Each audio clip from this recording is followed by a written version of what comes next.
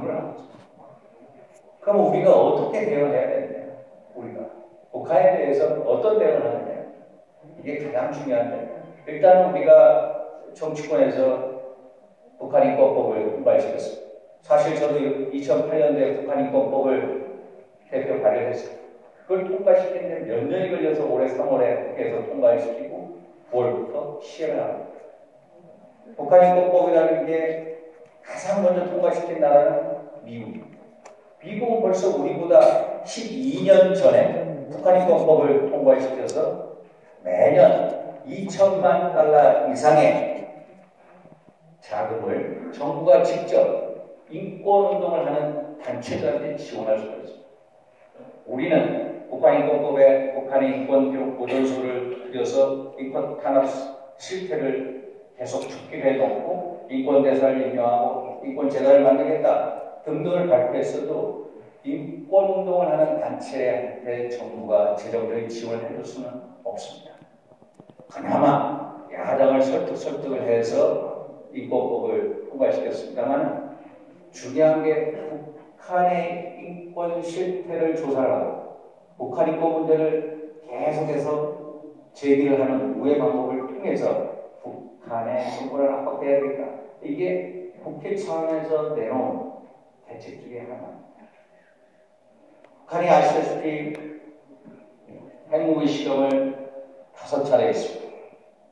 그리고 탄도미사일 실험을 해서 1000여 기가 넘는 미사일 가지고 스커드 B, 스커드 C 단거리 미사일로서 우리 한반도를 300km, 500km 때립니다. 북한이 노동이론 미사일 1300km를 날아가서 일본을 때립니다. 무스탄 미사일 3000km 이상을 날아갑니다. 쟤네들이 대륙간 탄도 미사일이라고 해서 KN-8이라고 하는 것을 미국 본토까지 날리려고 실험을 하고 있습니다. 우리가 최근에 사드 문제가 참 핫 이슈였습니다만 우리 헤이큰 스님께서 중국 문제를 좀 말씀드려달라 해서 말씀 올리겠습니다만 사드라는 게 뭐냐? 미국 본토에 4개 부대가 있고 미국 본토 이외에 처음으로 한반도에 내년 7월달까지 배치를 하겠다는 거예요. 사드라는 게 뭐냐? 미사일이 중앙에 떠서 꼭점으로 갔다가 떨어질 때, 낙하할 때 지상에서 20-30km의 고도에는 패트리어트 미사일로 맞추고 그보다 우리 지상 40에서 150km 구간은 사드로 맞추겠다는 거예요. 그런데 북한이 우리를 때릴 때 스커드 B, 스커드 C 단거리 미사일로 때릴 때는 이 낙하 거리가 짧기 때문에 사드가 작동할 수가 없습니다.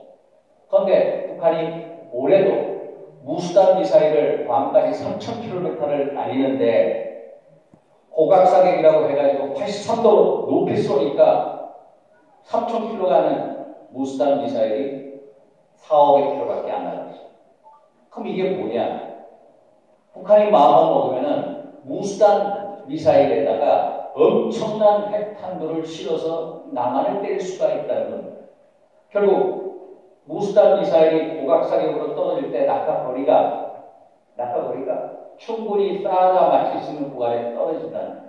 그래서 사드가 필요하다. 사실 북한이 3년 전부터 노동이론 미사일은 1300km로 해서 일본까지 날아갑니다. 3년 전에도 고각 실험을 해보니까 노동이론 미사일이 1300km가 아니라 500-600km 날아갔어요. 결국 노동이론 미사일에도 핵탄을 훨씬 더 크게 해서 한반도에다가 때릴 수 있다는 거예요. 3년 전부터 그래서 계속해서 주한미군을 내있는 떠만 장군을 비롯해서 사드를 배치하자. 계속 주장을 해왔습니다만은 그 당시에는 우리 국방부가 혹시 사드를 배치해서 미국 주도하에 MD, Missile Defense, 미사일 방어 체제에 편입되는 게 아니냐는 의구심 때문에 함부로 얘기를 못했습니다. 그런데 작년부터 들어가서 계속 북한이 핵실험, 미사일 실험하니까 나도 배치하자. 한국에서는 좀 더 기다려봐. 왜? 중국이 반대하기 때문입니다. 중국이라는 나라는 왜 사드에 대해서 반대를 하나? 우리가 보통 얘기하면 야 북한이 핵미사일 발사 실험을 해서 우리 한반도에 떨어질 때 왜 우리가 자위권 방어력 조치로 사드를 배치하는데 왜 중국이 비비리 떠들어? 그것은 우리의 군사주권의 문제야. 이렇게 얘기합니다. 그런데도 중국이 계속해서 반대를 합니다. 중국의 시진핑 주석이 뭐라고 얘기하냐면 사드의 배치는 한반도에 있어서 중국의 핵심 이익이라고 핵심 이익, 최고의 국가 이익을 훼손을 한다는 얘기입니다. 사드를 배치함으로써 중국의 국가적인 핵심 이익을 훼손한다고 합니다. 우리로서는 참 받아들이기 힘듭니다만 중국은 그렇게 여깁니다. 왜 그럴까요? 사드에 같이 따라오는 ANTPY 레이더 때문에 레이더. 우리가 한반도에 배치하겠다는 그 레이더, ANTPY 레이더를 폭행 미사일 방어용으로 600km만 고정을 해서 북한만 보겠다라고 해서 들어옵니다. 그런데 문제는 그 레이더의 성능을 개선을 하면은 사정거리가 600에서 무려 2000km까지 확장이 됩니다. 만약에 미국이 마음을 먹으면은 서해 바다로 해서 사드 레이더를 중국을 보면은 중국에 있는 미사일 동향을 다 파악할 수 있다. 중국 입장에서 왜 우리 앞마당에 CCTV를 갖다 놓냐? 이기 때문에 그렇습니다. 결국 사드 레이더 때문에 그렇기 때문에 예전에 주한 중국 대사는 미인 대사는 뭐라고 얘기하느냐? 야, 사드 배치하는 그 레이더, ANTPY 레이더 말고 이스라엘제 그린파인 레이더로 교체를 해달라. 이렇게 요구를 하는 겁니다. 그런데 미국이 그렇게 해주지 않습니다. 미국은 ANTPY 레이더를 제가 이 ANTPY 레이더 문제를 청와대에 있는 수석들 또 장관들하고 얘기하면은 뭐라고 얘기하느냐? 이 레이더의 성능을 개선해서 600km에서 2000km로 확장하는 데 있어서 그렇게 쉽게 되지 않는다. 만약에 미국이 그렇게 하려면은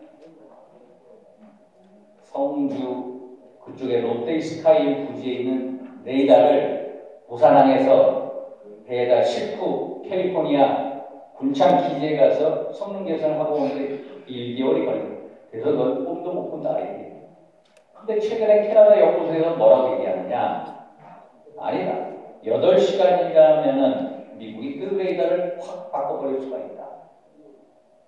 그래서 안 된다는 결국 사드에 배치함으로 인해서 사드 레이더가 미국이 항상 한반도에 있어서 중국을 동북아시아에서 중국을 견제하는데 견제하는 수단으로 이용이 된다는 그 우려 때문에 반대하는 거죠.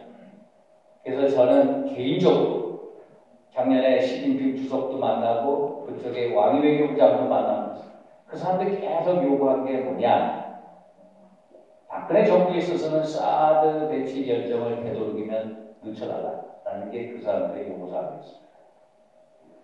저는 사드가 1차적으로 폭행 미사일에 대한 자위권 방어력 조치 맞습니다. 군사적 동의. 그러나 한 차원 높여서 보면은 미중 간의 전략적 이해관계가 가장 겹치는 데 있어서 첨예하게 부닥치는 게 다르다. 우리가 만약에 통일 한반도를 지향하는 대한민국의 외교적 주도권을 확보하기 위해서는 사드 배치하지 않냐 이 문법적인 결정이 아니라 사드 배치에 대한 결정을 뒤로 유보하는 게 훨씬 더 우리의 국가적 이익에 맞을 거다라는 개인적인 생각을 가졌습니다. 그런데 올해 4차 핵실험을 한 이후에 우리 대통령께서 시진핑 주석한테 전화통화를 요청했어요. 전화통화를 못했어요. 전화통화하는데 1개월이 걸렸습니다. 당연히 핵실험을 했으면 시진핑 주석이 나와서 이거는 핵실험의 결연코, 결단코 반대한다. 라고 얘기를 하면 되는 걸 가지고 중국의 입장 정리가 돼 있지 않다라고 해서 전화를 안 받았어요. 전화 통화하는데 1개월이 거기서 한국하고 중국하고 치고 치도자 사이에 이게 아니구나 하면서 저의 추측으로는 그게 박근혜 대통령의 마음을 움직였다. 그래서 사드 배치 결정, 지금까지는 유보해 왔습니다만 배치 결정을 해봤다. 결국 우리가 갑자기 북한의 급변 사태가 일어났을 때 우리의 통일 한반도 시대를 열기 위해서 가장 중요한 나라는 중국입니다. 중국을 어떻게든 우리 편에 대고 있어야 됩니다. 그러려면 중국하고 좋은 관계를 유지. 제가 일단 사드를 배치하기로 결정했으면 배치를 해야 되죠.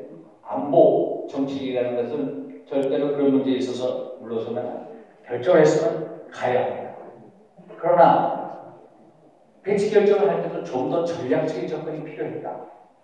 사드 배치 결정을 우리가 7월 8일 날 내렸습니다만은 배치 결정을 한 다음에 국가안보실에서 주한 중국 대사관에 알려줬습니다. 만약에 제가 청와대에 있었거나 하면 정책 결정자였다면 미리 중국에다가 알려줬어야 됩니다. 알려줘서 양해를 구했어야 됩니다. 우리의 국가안보실장이 중국을 가서 양재치 국무위원을 만나서 미리 통보를 해준다는 거죠. 아니면 시간이 없다면 한국에 있는 주한 중국 대사관에 미리 통보를 해줬어야 되는데 그런 절차가 없었다는 거예요.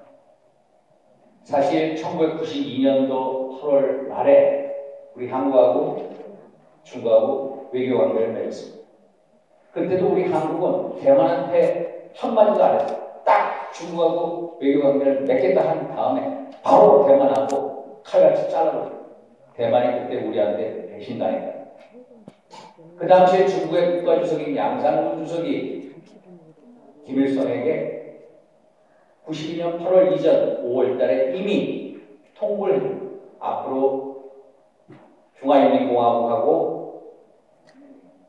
남반부, 남조선하고 외교관계 맺기를 준비하라. 이게 대외 외교 방식. 그래서 우리가 그런 면에 있어서 부족했다. 그래서 지금이라도 제가 우리 정부에다가 얘기하는 것은 야, 빨리 대통령의 특사를 신임 주석한테 보내라고 얘기를 했고 또 한국하고 미국하고 중국하고 전략 대화를 통해서 미국이 직접 중국에게 사드 배치를 하는 필요성에 대해 얘기하고 절대로 ANTP와에다가 너희를 겨냥하지 않는다는 확신을 줘라.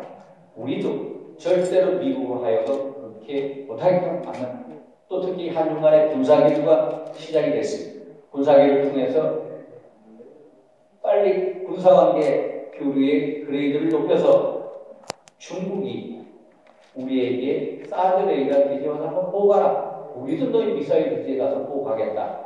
라는 상호 군사적인 신뢰 조치를 통해서 빨리 봉합을 해야 된다.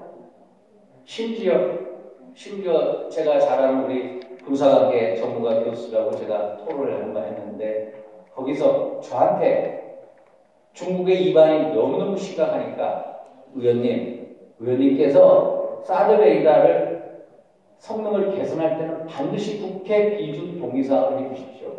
이렇게 부탁을 하도 방법이 없습니다. 그런데 그건 국회 비준 사항으로 할 수가 없는 사항인데도 하도 중국을 군사적으로 안심시키는 조치가 없다 보니까 국회에서 비준 동의사항으로 해달라라는 그 정도까지 가고 있다. 그래서 빨리 중국의 우려를 부식시켜야 한다. 그것은 최고 지도자 간의 신뢰 구축부터 시작이 된다. 라는 말씀을 드립니다. 사실 북한이 핵미사일 시험을 계속합니다. 일각에서 핵무장을 한다고, 핵무장. 특히 우리 새누리당 의원들 사이에 핵무장을 한다고 도널드 트럼프 대통령 당선자가 후보 유세중에 핵무장 해도 괜찮다. 아니다라고 최근에 바꿨습니다만 핵무장은 현실적으로, 경제적으로, 국제적으로 힘든 대안입니다. 우리가 핵무장을 하겠다는 순간 국제적으로, 외교적으로 고립될 수밖에 없습니다. 우리가 핵무장을 하겠다라고 선언해서 핵무장을 할 때까지 적어도 6개월, 길게 1년 사이에 우리는 엄청난 국제적인 제재에 처해 우리가 발전소에 필요한 농축 우라늄 그거 수입을 봉쇄당하면 우리 전력 생산 40%의 전력 생산을 못하게 됩니다. 이게 현실. 또 경제관계, 외교관계에서 엄청난 제재를 가할 수밖에 없죠. 더군다나 우리가 핵무장을 하겠다고 하면 주변에 있는 일본이 핵무장을 하겠다. 일본은 우리보다 훨씬 많은 플루토늄, 48톤에 달하는 플루토늄을 비축을 하고 있습니다. 우리는 그게 없습니다. 48톤의 플루토늄을 가지고 핵무장을 하겠다? 6개월에서 1년 사이에 6천여 기 이상의 핵무기를 만들었습니다. 한국이 핵무장하겠다? 일본이 핵무장. 그렇게 어떻게는 대만도 핵무장하겠다. 그래서 핵무장은 현실적인 바. 제가 만약에 국가 지도자라면 핵무장은 비밀리에 최고 통치권자의 결단에 의해서 이루어집니다.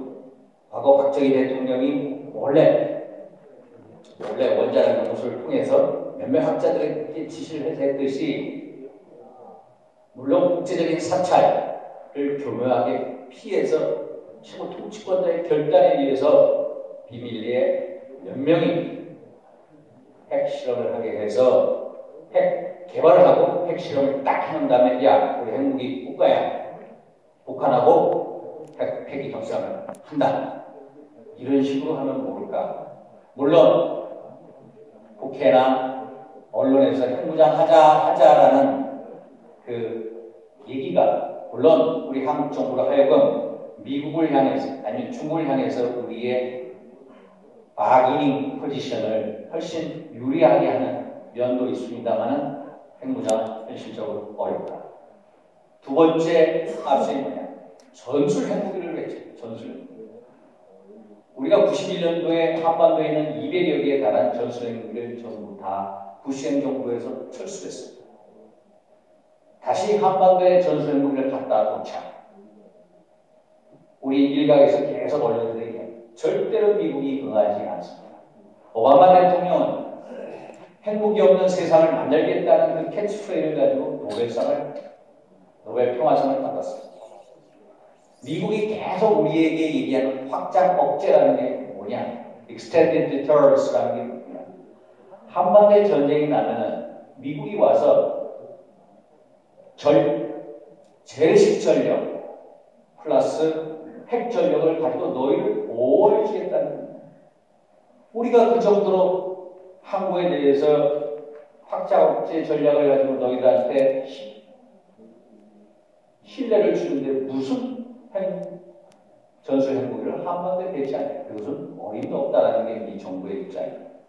사실 전술 핵무기는 91년도 한반도에서 철수한 이후에 핵지뢰, 핵배낭 전부 폐기했습니다. 지금 남아있는 게 B-61 전술 핵폭탄 정도밖에 없어요.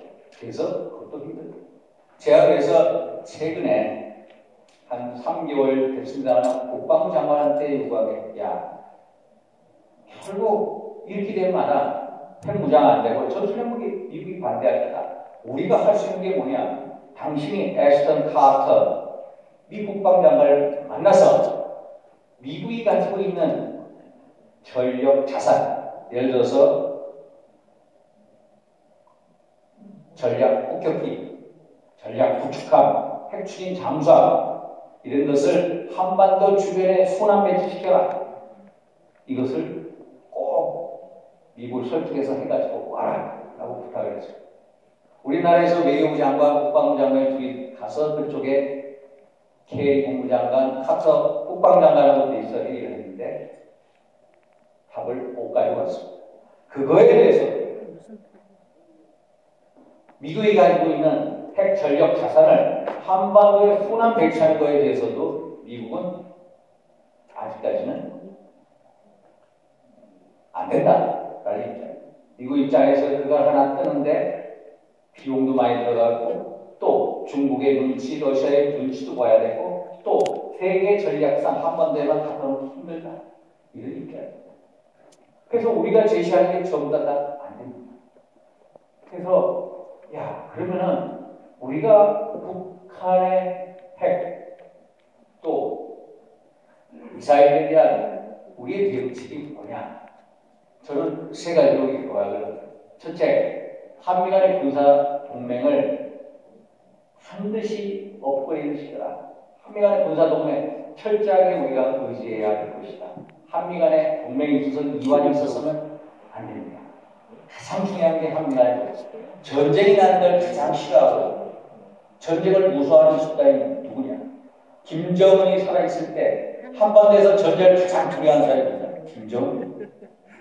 북한이 우리에게 전면전을 했을 때 북한이 그 순간에 결국 북한의 최고 지도자가 조만간 죽어야 돼요. 그래서 전쟁을 무서워하는 것입니다. 그래서